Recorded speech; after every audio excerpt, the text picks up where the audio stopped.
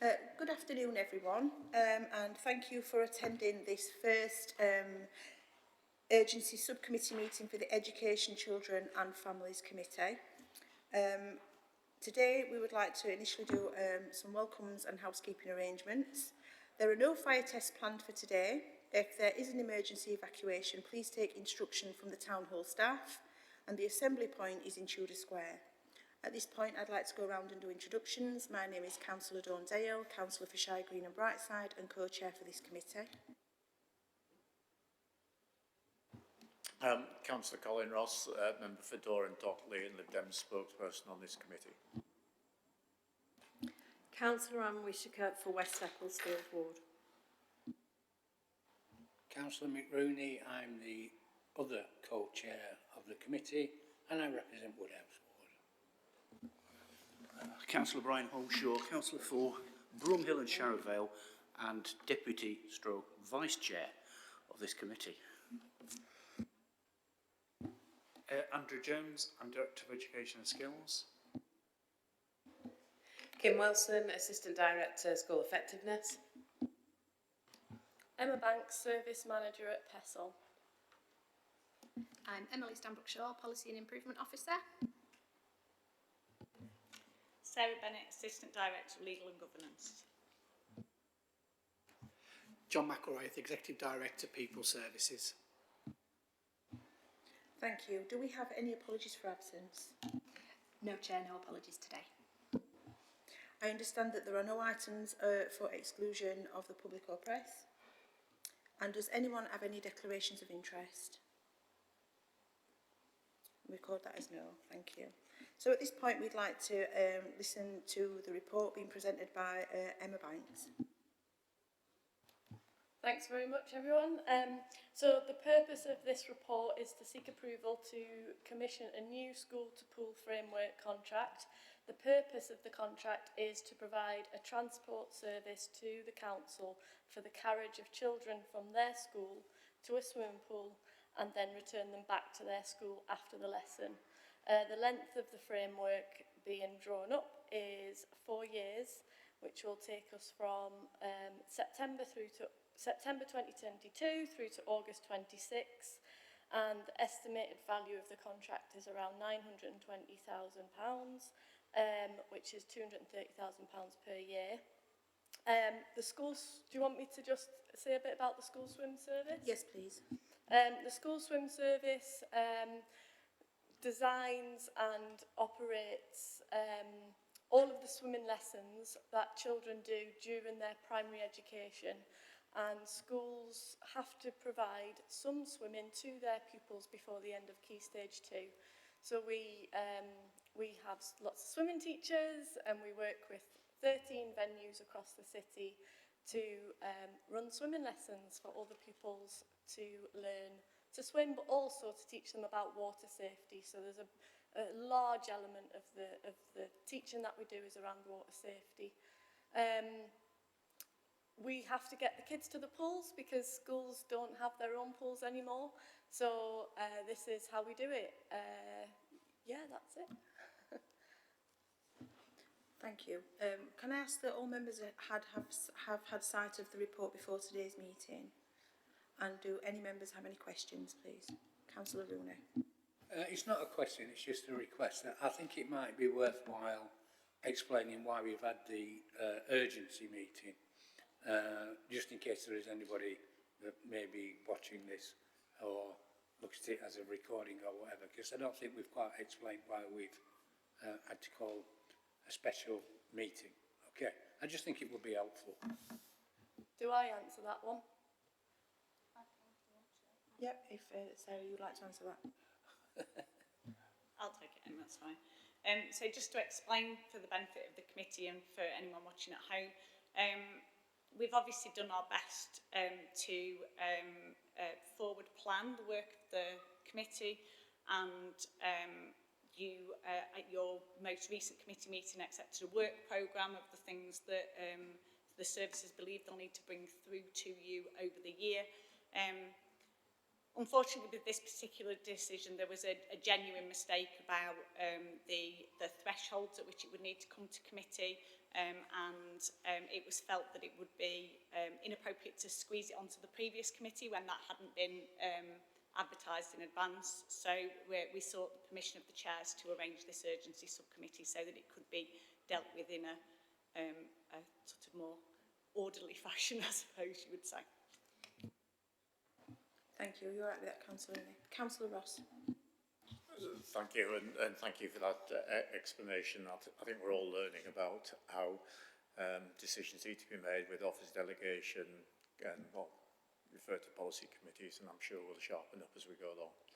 Just to say, I'm fully in support of this recommendation, an important element of the education, and pleased to hear that as well as pure swimming, it talks about water safety as well, because I know that we've had, well, one is too many, but a number of deaths related to swimming in open water in particular and things, and if we can educate children in that manner.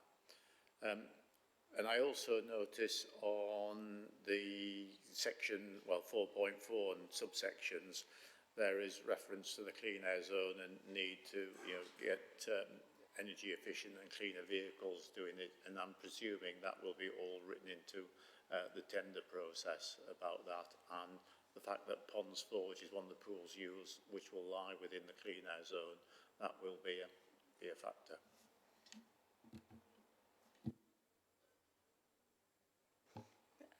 Yeah, so written into the tender process, there's a 15% weighting on, I've got the actual word in here, it's social value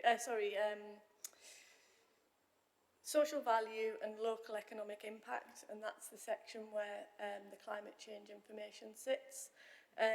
We have made sure that us as a service, we're really passionate about that as well, so it'll be definitely a part of the tender process. The point you made about Ponds Forge, yeah, it is the only pool that sits inside the clean air zone, and there will be financial implications if our buses, aren't up to standards. So with every effort, the service will make sure we're working with people who are, or buses that are up to standard. Do you want me to mention about how the buses are paid for through schools, or is that irrelevant in this meeting? I think that probably came out in the report. You recharge the schools for the service, so we're not talking about central here. It's actually recharged the schools, and some schools, obviously being closer to pools, are able to walk and don't need the service. Majority will, and it's a cost that's borne by the schools, and they're used to bearing this cost because it's been ongoing for a number of years via the predecessors of this contract. Yeah, and I guess the implications of the clean air zone then are obvious to everyone that, if we have to pay for dirtier buses to come into the city, then it won't be us as a council paying for that, it will be the schools, which means the schools could then potentially pay for less swimming lessons. So that is a factor, but I am in discussions with climate change officers within the council to discuss how we'll move forward on that. It's all very new, so it's just talking to everyone that we can to make sure that the schools can get as many swimming lessons as possible, and that we're giving them as much time as possible in the pool rather than, having to pay more for a bus. Thank you. Could I just ask a question then for members of the public who probably won't have seen the report but do have an interest in this? Could I ask what options have been considered, what the recommendation is and why you've come to that recommendation? So the options written in the paper, the first option is we don't organise the transport, and the second option that was considered was central transport at Sheffield City Council. So the first option, schools do it themselves, that would be an extra headache for the schools. It would also have worse implications in terms of climate, because every school would be booking their own bus, which would be several buses going to a pool on a day, whereas the way we work it, it's like a well-oiled machine, and a bus goes to pick a school up, they take them to that pool, That bus then leaves, goes to another school, picks that school up, takes them to the pool. While that school's coming out, this school goes in, and they all switch. So it's actually only one bus going to and from a pool on a daily basis. So actually it's less, you know, impact on the city in terms of the amount of buses coming in. And it make the economies of scale for us running this tender process is absolutely amazing. So with the rises in fuel costs and everything else at the minute, I'm not sure of the exact figure, but it's roughly like half the amount that a school would pay for the coach. So again, going back to that point about saving schools money so they can get more children in the water for a longer time, this actually helps that. The second option, which was central transport, that's a really good option, but they don't have large vehicles that could take 30 pupils plus. And we'd have to run it in smaller vehicles, which wouldn't be a problem. However, that doesn't often work for our schools, where more vehicles would require higher numbers of staff to bring them to the pool, because you'd need a member of staff per bus. It also, they're not available at the beginning of the day and the end of the day.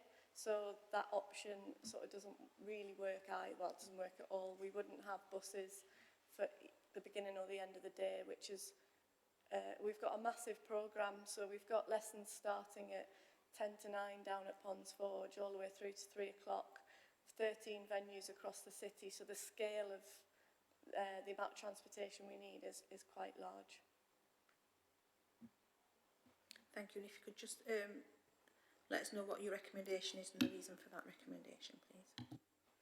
So our recommendation is that we go out, we develop with procurement a tender to go out, and we will take on several bus companies to work within a framework.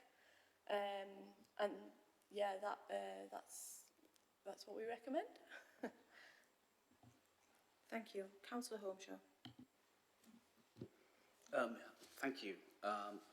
So there's been mention of the type of buses that are used, both in terms of the kind of the size, the scale of them, but also on the emissions as well. And I've been having to think about this during the week, and what we want to do really, I think, as a committee, will be to push for the lowest level emissions possible. So how can we build that into the contract? Secondly, was there any particular advice given from the climate change officers on that aspect, on low emissions, and how we can improve that going forward? And was there any mention made of purchasing an electric bus fleet, either a small or large, working with government contracts to do that?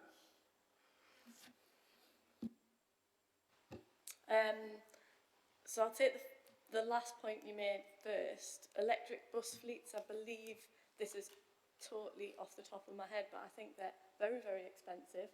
I think we're talking in excess of £600,000 for one coach, and we'd need several across the city every day.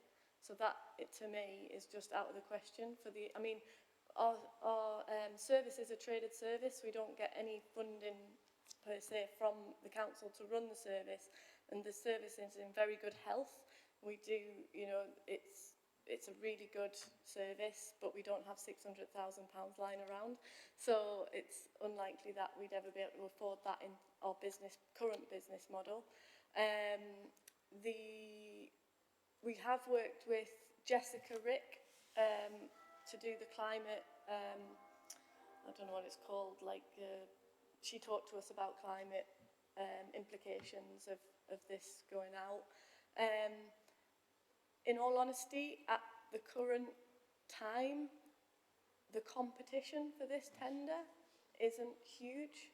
So there's two main companies that we're using at the moment, and we're hoping that they tender again.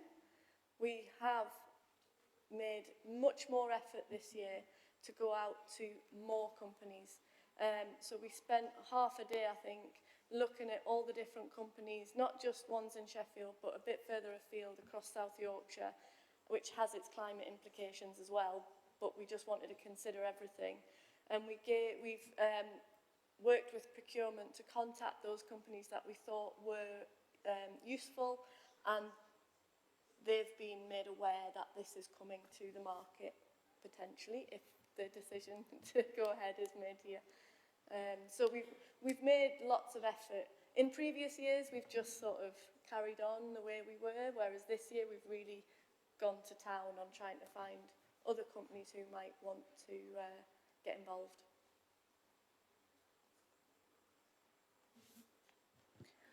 Thank you, Emma.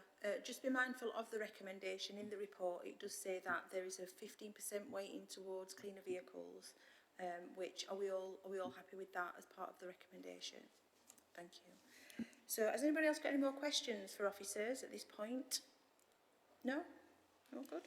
Okay, so this report contains recommendations for approval. Can I ask if we're all agreed with the recommendations?